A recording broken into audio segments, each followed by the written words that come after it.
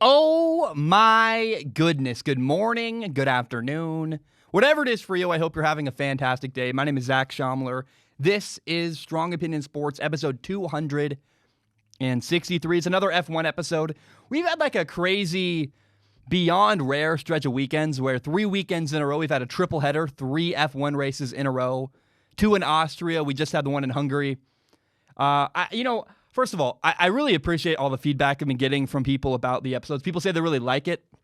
They like the F1 content. It means a lot. The numbers aren't as high as like my other stuff. I'm okay with that. I like making the content. I love Formula One. There's a lot of other stuff to talk about later this week, but I want to start with Formula One this week and do an episode all about that. Let's jump in and do the race reaction. We just had the Hungarian Grand Prix, and this is how things worked out. Of course, Lewis Hamilton won. He got first place. Max Verstappen took P2 right behind him. Valtteri Bottas took third. Let's start with probably the biggest story from the race, which was Lewis Hamilton's just sheer domination. Credit to Mercedes, credit to Lewis. He was so far ahead at the end of the race that he was able to take an extra pit stop to get a fresh set of tires and go for it and earn fastest lap. So Lewis Hamilton got 26 points on the day in total. Lewis now leads the 2020 driver standings. He has 63 points. His teammate Valtteri Bottas has 58. And then Max Verstappen in third in the driver standings has 33 points.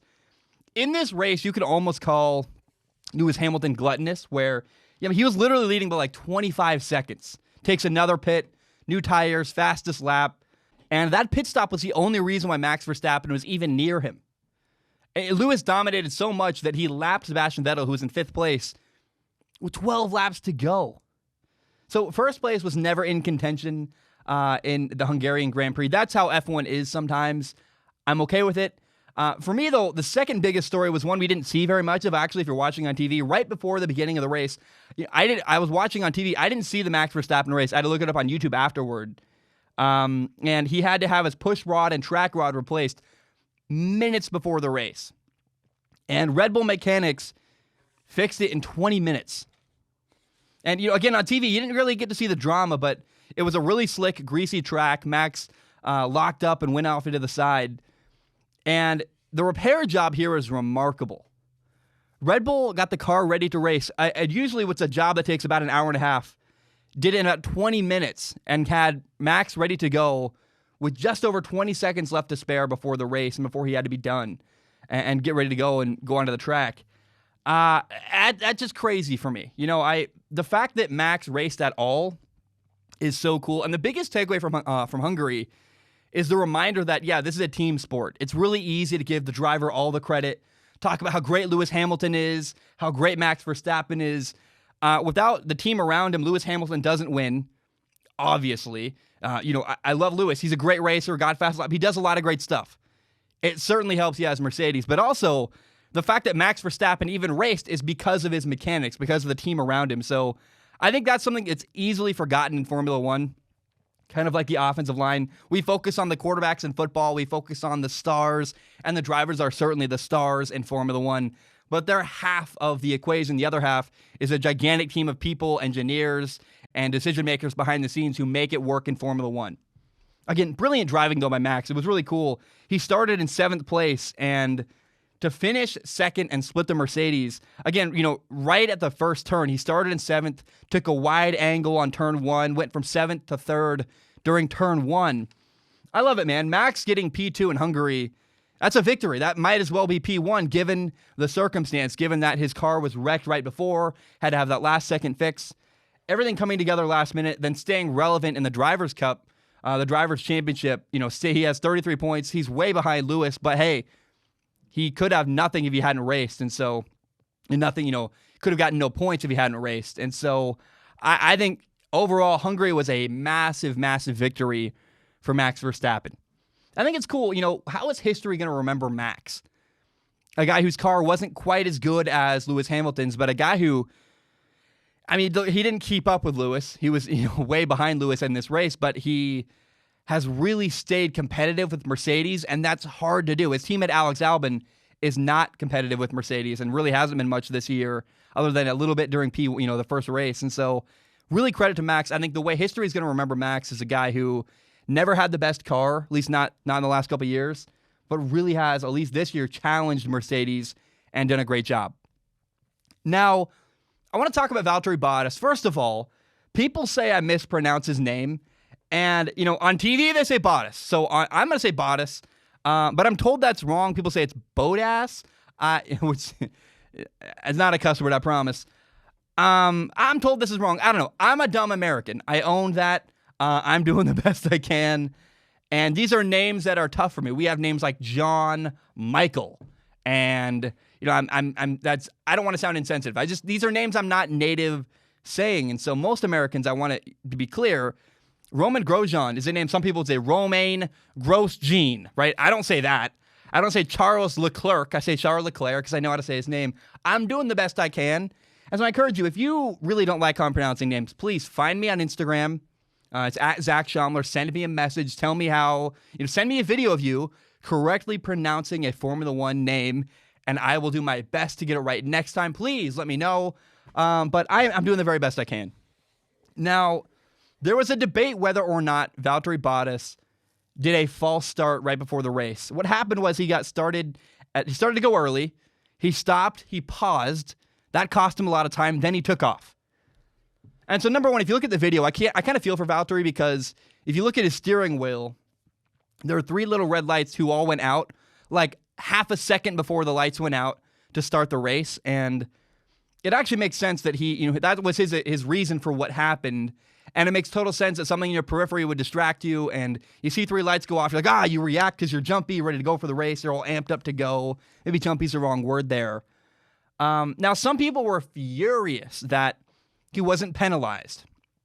And I get it. Mercedes is the hated team. They're dominant. They're so great. I'm actually glad that he didn't get penalized for the false start. He really self-corrected, and that brief pause he took cost him a ton. He started the grid at P2. Around turn 1, he ended up in P6, excuse me. So you go from 2nd to 6th in 1 turn because of a mistake you make at the start. It feels like penalty enough, to be honest. He did overcome it, but I don't see a need for the FIA to give him a penalty there in that situation. He self-corrected, and he certainly paid enough as it was.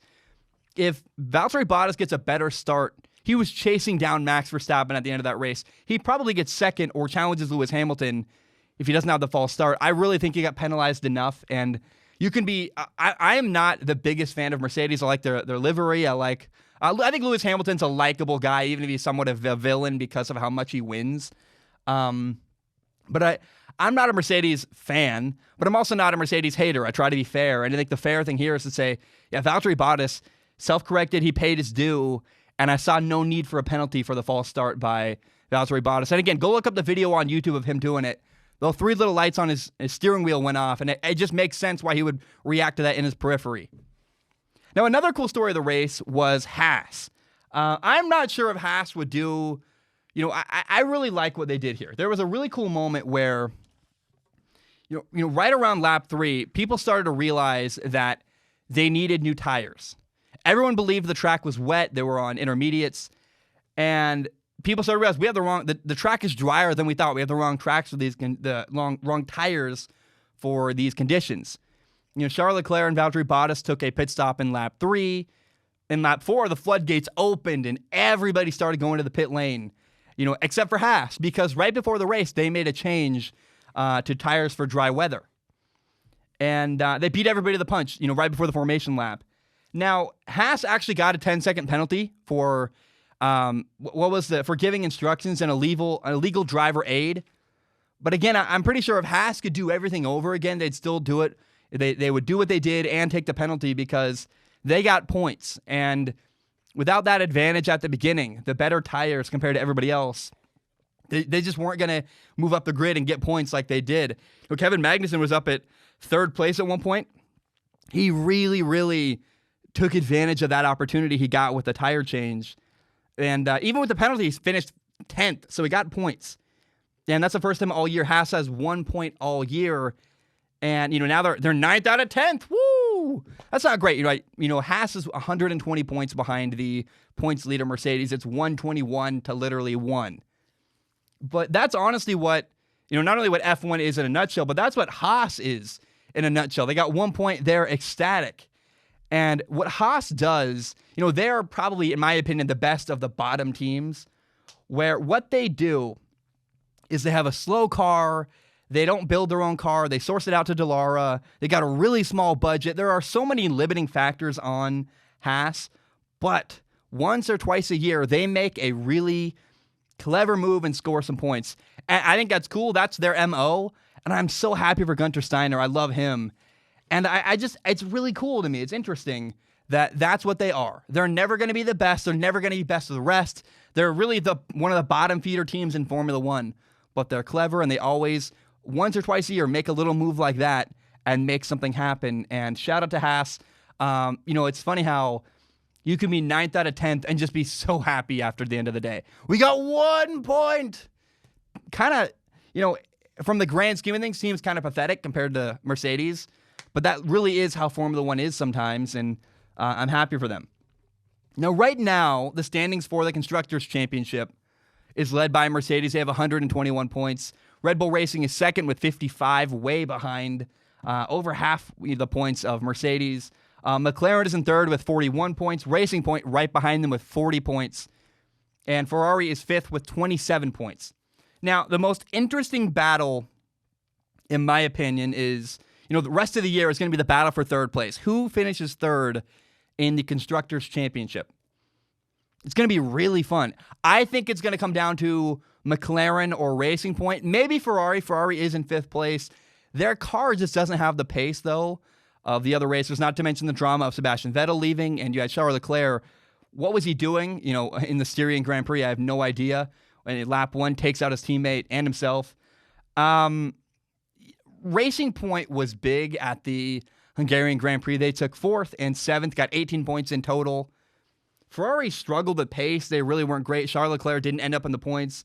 Sebastian Vettel got 6th and got 8 points. And again, Charles Leclerc not finishing in the points is very telling. Ferrari is struggling.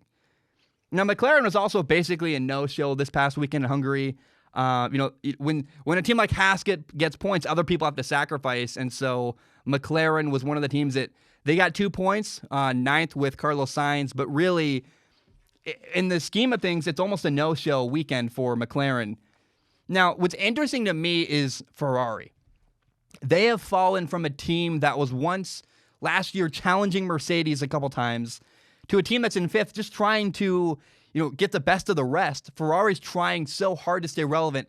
And this year, getting 4th for Ferrari seems like it would be an accomplishment. Now, the FIA, what happened behind the scenes is this offseason, the FIA did an inquiry, a private inquiry, so we have no idea what happened, into Ferrari. And there's some kind of deal made behind the scenes to keep it quiet, whatever Ferrari did.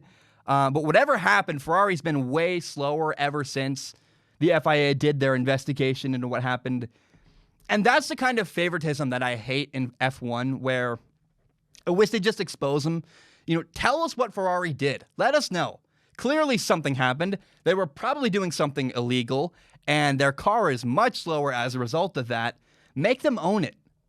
Part of Ferrari's culture, the part that I don't like, is this weird kind of desire to hide the negative stuff. There's like this shame-based culture where we're going to hide our flaws, avoid shame, avoid embarrassment. It's one of the things about Ferrari that I'm not that attracted to, and I wish it would just come out. What did Ferrari do? Why the deals behind the scenes? Can you tell us what happened? Because clearly something went on, and they're much slower as a result. Now, Renault has protested Racing Point. I'm not sure where it's going to go. We'll break it down in a minute after the race reaction. But we'll see if it goes anywhere. Yeah, right now, a lot of people keep saying, what do you think? And I'm not sure that Racing Point's going to get penalized. I'm not sure they did anything wrong. We'll find out. It remains to be seen. But we'll just see what happens. I think Racing Point right now, though, they're a better team than Ferrari this year. They're clearly with the points, show that, but also their car has got great pace and they're doing well. And Lance Stroll, you can hate on him, right? He clearly has a car because his dad is a billionaire businessman who bought him a team and gave him a seat. But love Lance Stroll or not, I'm not the biggest fan. But you also do have to respect, he's a much better driver than I probably would be, right? He got points. I don't know that I could sit down in a car and get points. He's not some complete bum gentleman driver. He's not the best. He's clearly there because of his dad. And Formula One, even on their YouTube channel and all this stuff, the broadcasters, no one hides it. Everyone knows why Lance Stroll is there. But he's also not the worst driver ever. He's not terrible. It certainly does help he's driving a great car. But he's got more talent than a lot of other people, I think, would in that situation. I just try to put yourself in Lance Stroll's shoes. He's doing better than a normal person would do. Is he the best driver in the world? I don't know. Should he have a seat next year, not Sebastian Vettel? I don't know. Probably not. But again, I don't know that all the hate on Lance Stroll is quite warranted. It's just really easy and really fun. He's a great target because his father is this billionaire Canadian businessman. Now, the last thing I want to say about this race it's just something I've noticed the last 3 races that I really like. The graphics team for Sky Sports and the people covering F1, man, they deserve a shout out. They are doing so well. No one talks about this stuff, but I encourage you, go watch other forms of racing. Go watch NASCAR or, I tried IndyCar. I couldn't get into IndyCar. It's just too busy. There's no star names in IndyCar, nothing like that. But go watch the graphics on IndyCar versus Formula One. Formula One blows them out of the water. F1, there's so much information given to viewers at home. There's that crazy cockpit view where you have the RPMs, you have the gear, you have the speed, you have this rear view camera. I'm telling you, man, the graphics team that works on Formula One is doing such a great job. And F1's bigger, there's more money, but I appreciate the graphics. The production value is so, so good when you watch a Formula One race. I love the Hungarian Grand Prix. It was fun. Hope you enjoyed it too. And let's shift gears to Racing Point. Renault has made an official protest of the Racing Point car. They're using technical regulations to prove their point and make their protest. Racing Point's been pretty open. They copied Mercedes' car from last year. Look, I can't blame them. If you're going to copy anybody, you might as well copy the team that won and the team that was the best. Now, to be clear, copying a team is really risky and hard because you can look at pictures, you can say, I'm going to do this, but you're not an expert that they are at the things they're doing. So it's hard to copy people in any form of entertainment or form of racing or anything. Copying is not always the easiest route. It's sometimes easier, I found, to do my own product, to make my own thing. Now, Renault's protest is really aimed at having the FIA, which is Formula One's governing body, make sure that Racing Point did not get help from Mercedes in designing their car. So you can buy parts from other teams. Racing Point bought parts from Mercedes. That's totally legal. That's totally okay.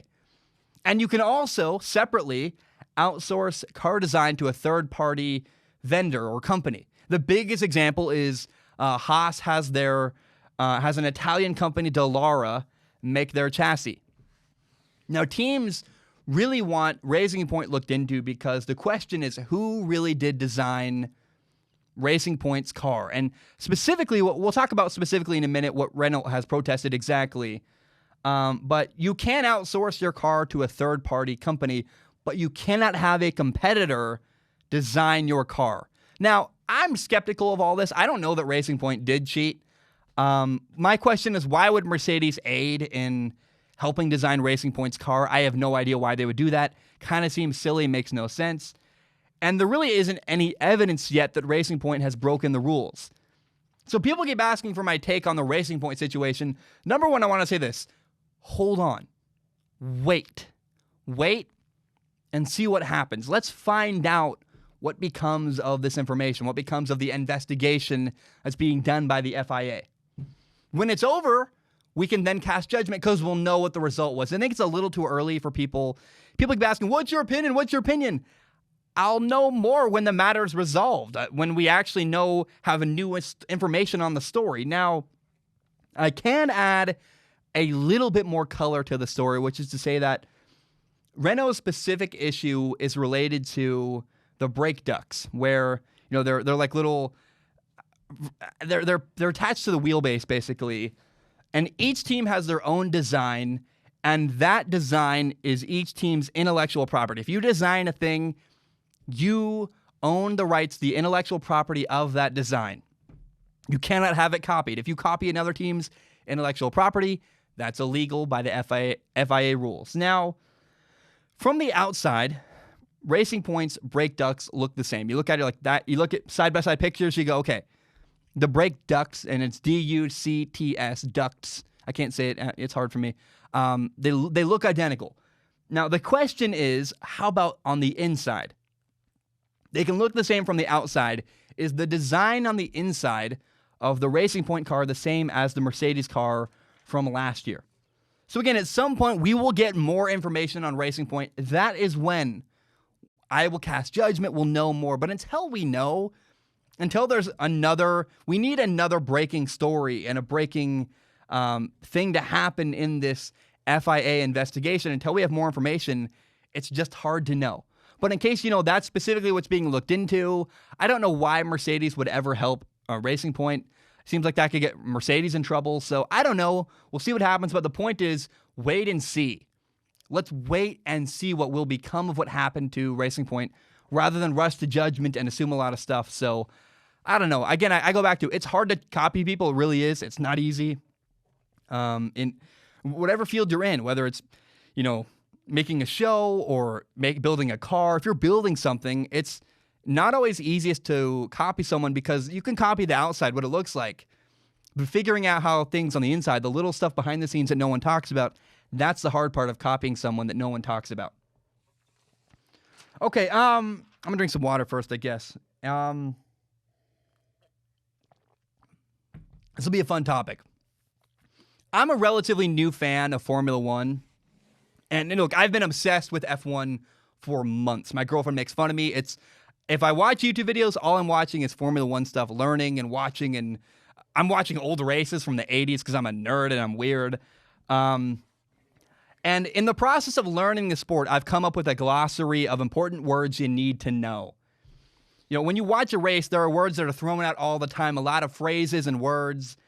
And, some I already knew, some were common sense for me. Like I knew that yellow flags meant caution. We'll get into that in a minute, though, in case you don't know. But I figured I'd share my list to, help people. If you're on YouTube and you want to add to my list, maybe, I don't know that this is a video for experienced F1 fans. But if you're someone who knows a lot about F1 and you're like, hey, Zach, there's another thing you left off I think you should have mentioned, feel free. Comment below and share whatever word or phrase you think I've left out of my list and my glossary for Formula One. Now, let's start with DRS. You hear the word and the phrase DRS said all the time. It stands for drag reduction system.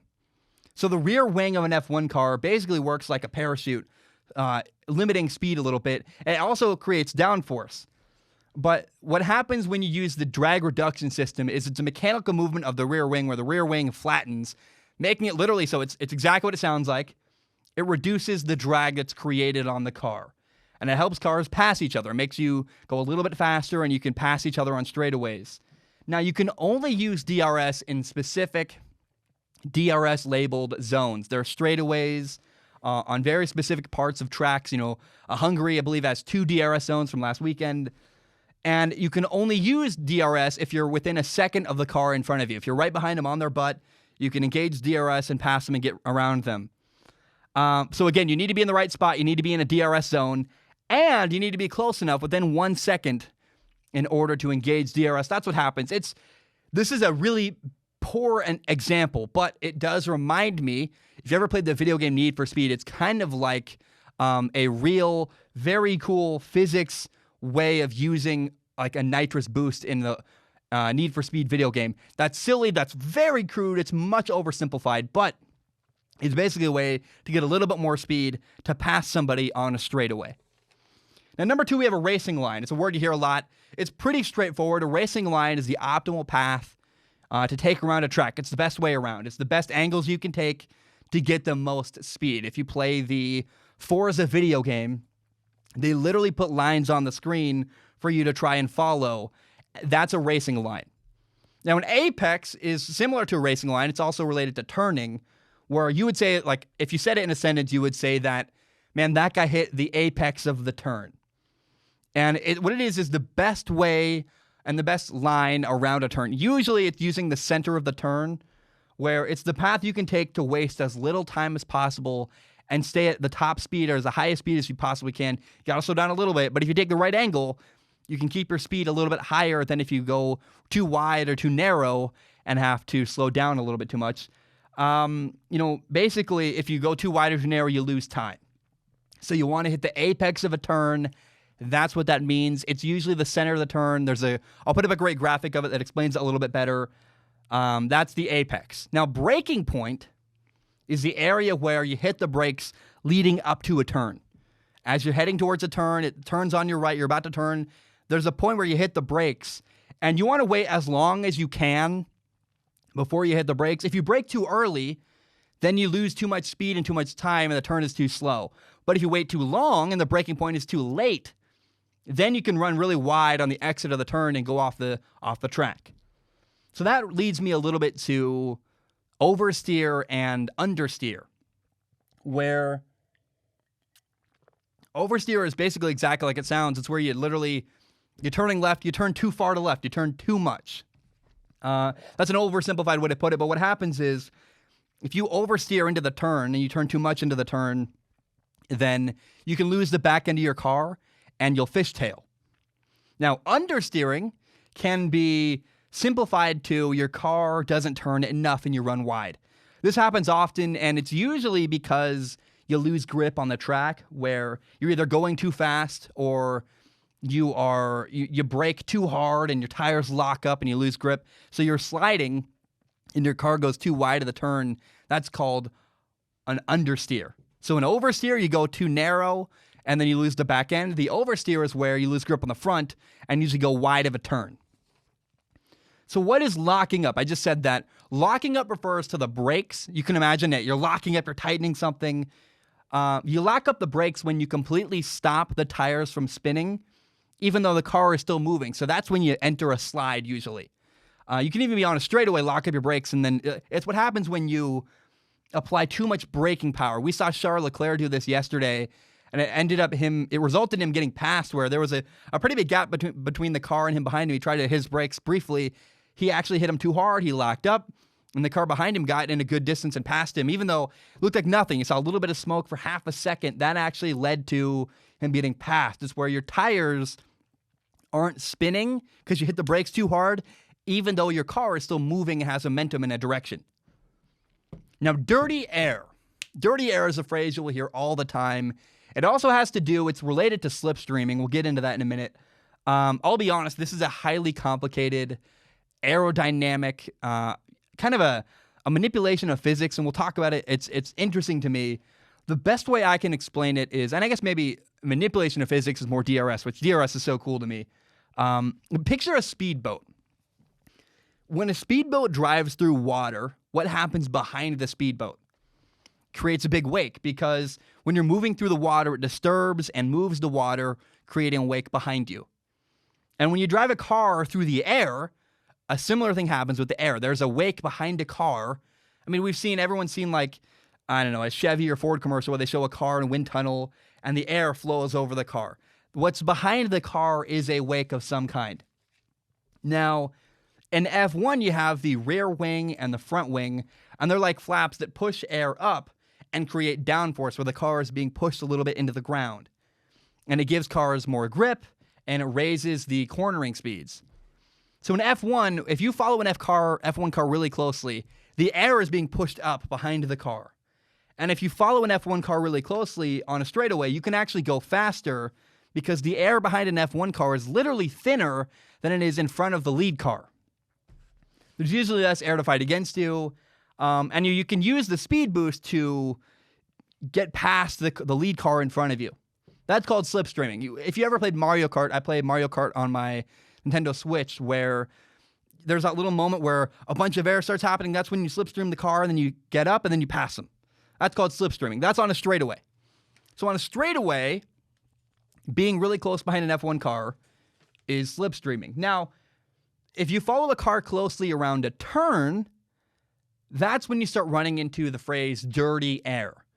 So it's good to follow a car on a straightaway. The problem is, as you turn, the air disruption is so sporadic, chaotic, and less predictable, the air movement behind the car, that it actually makes it harder for you to drive and makes it easier for you to lose control.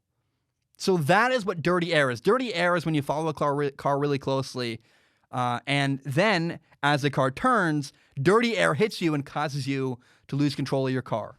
It also has to do with overheating. There's other effects it can have on a car, but that's the main thing. Straightaways or slipstreaming around a corner, that's when you run into dirty air. Both are happening behind a car when you're really close behind them. Now, before we get into tires, there are 3 more things I want to talk about. The tires are fascinating to me, but it's worth mentioning just in case you don't know.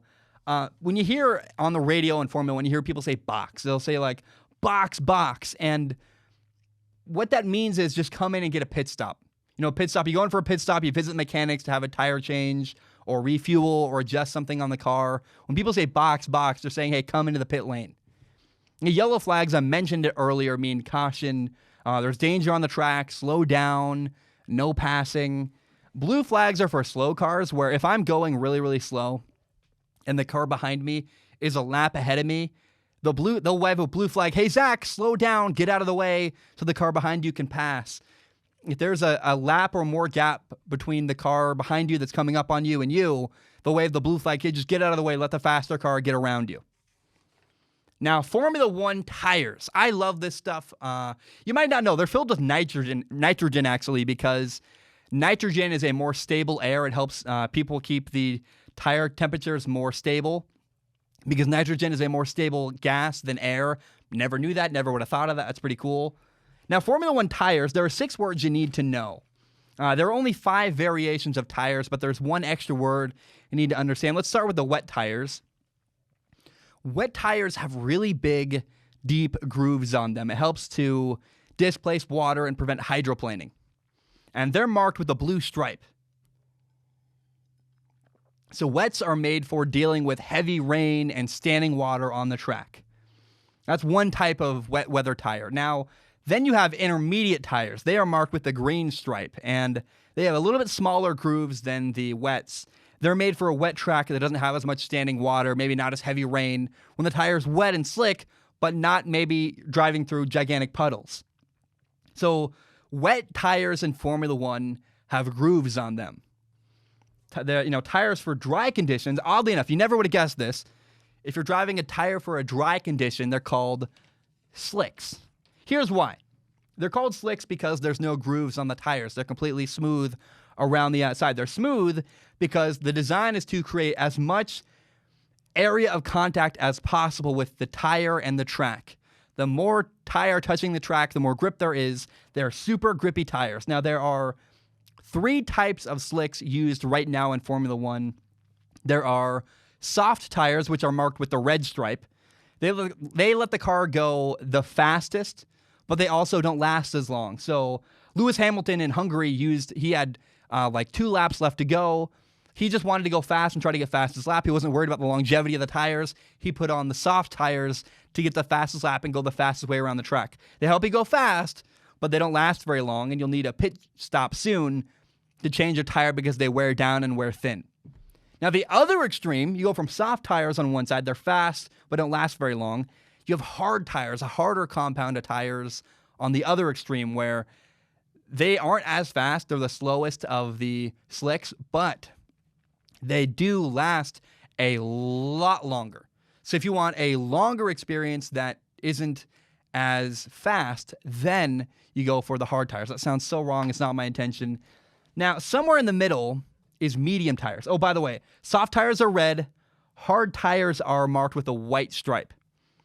So that's soft and hard. Now, between that is a medium tire. Medium tires are marked with a yellow stripe. They're the balance of the 2 extremes. They'll go faster than a hard tire, and they'll last longer than a soft tire, but they're not the fastest, and they're not the longest lasting. They're just a balance in the middle. Now, I find this stuff really fascinating. I love this stuff. Those are the words I came up with, the words and phrases. I kind of, when I organize the show, I imagine I'm talking to my dad. My dad knows nothing. And if I was trying to explain Formula 1 to my dad, those are the phrases I would need to know and I would want to know. Now, if there's something I'm leaving out, please let me know. I am much happy. I'm very happy, much happy. I'm very happy for you to leave a comment on YouTube down below. Let me know if there's a phrase you think I left out that's important for the audience to know. I'm putting this video on YouTube because I want it to be kind of a group area where you can have discussion and teach people about Formula One. I think it'd be really cool. And I wish I'd seen a video like this a couple weeks ago, months ago. In December, when I learned about Formula One, I wish I'd had a video like this to help me understand the phrases and have as a guide to Formula One. I had to learn all this stuff on my own, but I encourage you, if there's other stuff I left out, please comment down below. Guys, that's all I have. Thank you so very much for tuning in. Hope you have a great day. And bam, we are done.